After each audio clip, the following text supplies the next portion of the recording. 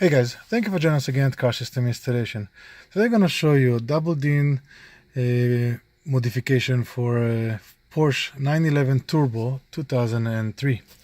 So in this vehicle the AC controls are actually coming on top. In here we have the radio, original radio under it, then we have the CD holder and the pocket. So if this vehicle was factory with a double DIN, the double DIN would be here, the AC controls will be on the bottom, and here you will have the pocket.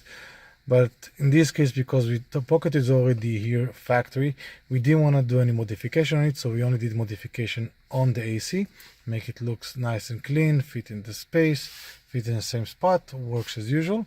And then you have the double DIN on the top here.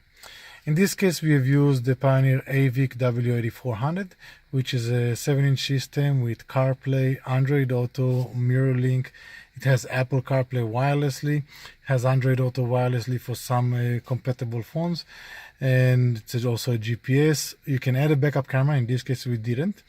We also bypassed the factory Bose sound system, and we installed an amplifier to run the speakers and the subs. For more modifications and other electronics for vehicles, you can find us at Car System Installation. Subscribe to our channel, and we'll see you next time. Have a good day.